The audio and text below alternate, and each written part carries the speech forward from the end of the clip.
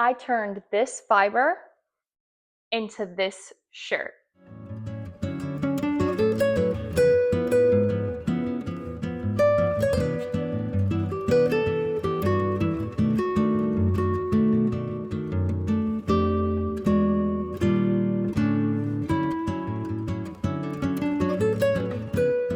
In this video, I'm going to tell you how I made this shirt completely from scratch. It all started with the fiber. I was brand new to spinning and saw a big plastic bag of fiber labeled silk at the thrift store. Decided to buy it, having no idea what I was getting into. What I ended up buying was this, which is barrette silk. It's the fluffy, very textured outer layers of the silk moth's cocoon. And because it's the outer layers, the fiber is very short compared to silk. So silk is usually those very long, smooth fibers. But as you can see, the staple length on this barrette silk is very short compared to that. Because of the shortness of the fiber and how slippery it is, it's still on the individual thread the texture of silk, so it's very slippery to spin with. I had a horrible time trying to spin with it as a beginner on a drop spindle. Because I had such a hard time spinning it on my drop spindle, I just set it to the side and didn't think about it for a while. A few months later, and a bit of spinning practice under my belt, I ended up purchasing a book charka to spin cotton on. And once I started spinning the cotton on the book charka and really enjoying it, I noticed a lot of similarities between the staple length and the texture of the cotton and that barrette silk I had set to the side. So I decided to give it a try and see how it spun up on the book charka. It spun up beautifully. It was a match made in heaven. It was the perfect speed and amount of twist to keep up with the short, slippery fibers. And I absolutely loved spinning with it. Within a couple of weeks, I had a number of skeins spun up and plied. Once I got a lot of these skeins, I started thinking about making a complete garment out of the yarn. I wanted to weave it, not knit it. So the first thing I needed to do was pattern out what I was going to make. I started with this book, Zero Waste Patterns. It's by Birgitta Helmerson, and it's a great resource, especially if you are a weaver and you don't want to waste a bunch of your fabric you spent so long making, but you want to sew it into garments. There is a button-up shirt pattern in here, and that's what I started with as inspiration.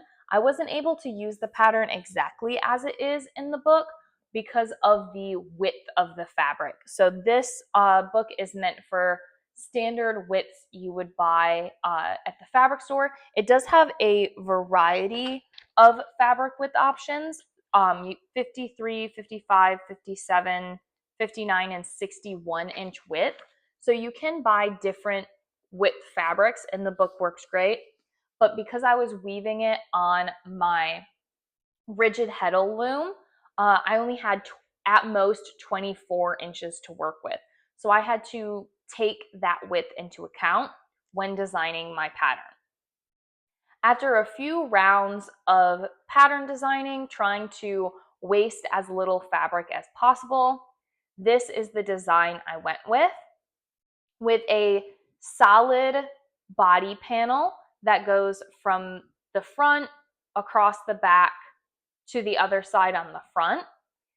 And the idea was to use the offcut from the sleeve opening to make a collar.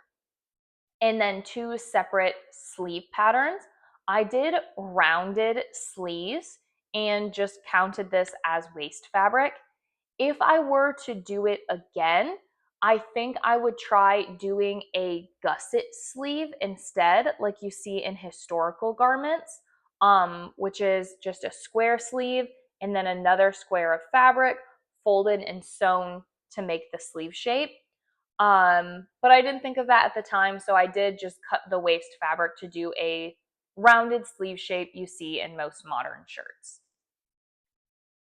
Once I knew how many yards of fabric I needed, I could calculate the yardage of yarn that I needed. And those calculations roughly came out around 900 yards, which meant I had to get spinning.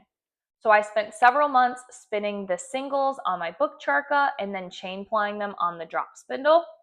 Part of the reason I did this was just to mix up the motions I was doing and to make the string extra strong to hold up to the loom, the tension it's under and the friction of the heddle moving back and forth. Once I had enough thread, it was time to warp the loom. To warp the loom, I did a direct warp using my kitchen counter to measure out the length. And I did a kind of funny tie-on.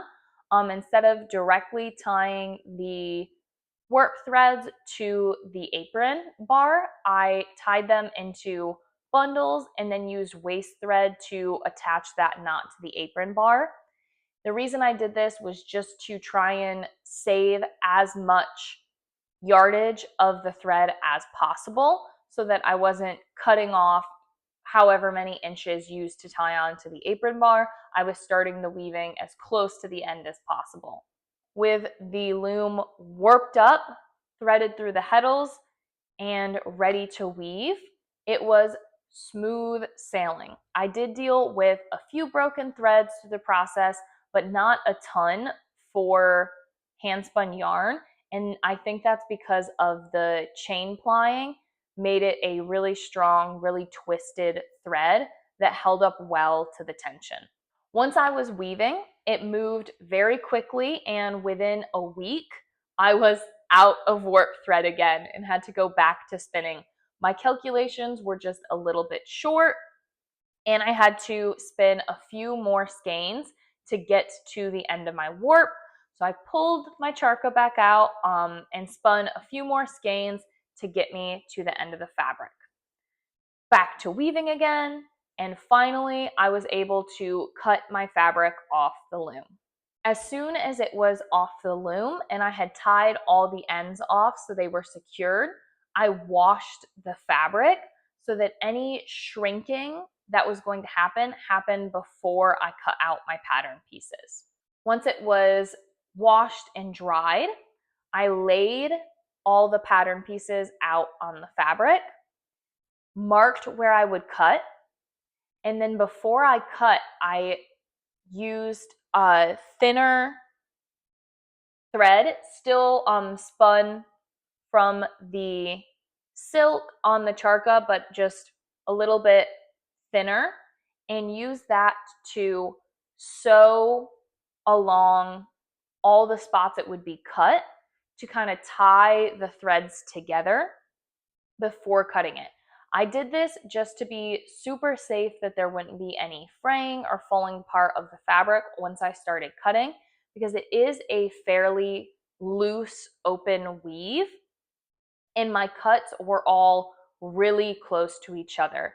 So I didn't want to lose any fabric to fraying. For actually constructing all the pieces, the main seams were just closing those shoulder pieces together, attaching the sleeve, closing the sleeve, and then doing a hem on the end of the sleeve, and then a hem around the collar and the inside of the shirt.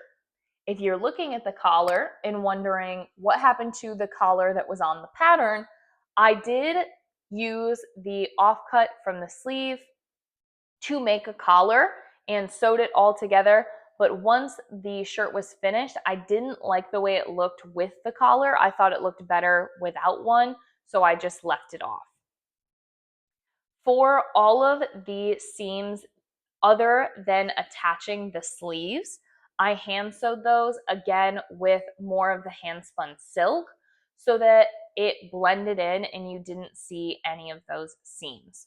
The bottom hem of the shirt is the selvage, so nothing needed to be done there. I was able to just leave that. And then the sleeve attachment on the arm, I did use the machine for because I wanted it to be extra strong and protected in that kind of high wear area. So I did a French seam using the machine. So I sewed it together with the raw edges facing out on the right side and then folded that in and sewed it again on the inside. So if you see on the inside of the shirt here, it is a fairly bulky seam, but because it's not a super tight fitting arm, you don't feel it, it doesn't bother me, and it means that the seam is super strong and super safe from wearing and fraying. All the loose edges that might get caught are hidden inside the seam. And that brings us to dyeing the shirt this beautiful pink coral color. I knew I wanted to naturally dye the shirt, but I didn't know what I was going to use. Originally, I was thinking maybe indigo, but around the time I was finishing up and thinking about dyeing my shirt, I got an invitation from Deb McClintock. I'll link her blog so you can check out her work, to come dig up madder root from her madder root beds. She had, I think they were between 5 and 10 years since they had been dug, and she just needed some extra hands in exchange for getting to take some of the madder root home. So myself and a few other members of the Austin Weaving and Spinning Guild went out to dig up madder root and process it. And we came home with a bunch of root pieces that we were able to dye with. So I still have some left that I haven't used yet, but I used a good chunk of them to make a dye pot for the shirt. I did it really slowly over about a week to make sure I got as much color out of them as possible. So kind of each day for 3 or 4 days, I would simmer the pot really low for an hour or two and then turn it off, put the lid on, and leave it for a day. And then the next day, put it back on the heat, simmer it. And I did this for 3 or 4 days before adding in the shirt. Once it looked like there was a lot of color in the water, I strained out the madder root, added in the shirt, let that simmer for a few hours really low, and then let it sit for a couple of days in the dye bath before I took it out and washed it. That is the story of how I made this shirt completely from scratch as a fairly new spinner, weaver, and natural dyer. If you think this is super cool and you want to see it and other beautiful woven artworks like it, it will be on display this October in the Wild Wild Weft art show. So if you're in the Texas area and you want to see my shirt as well as some other beautiful woven art in person, check out the link in the description and go to the Wild Wild Weft art show.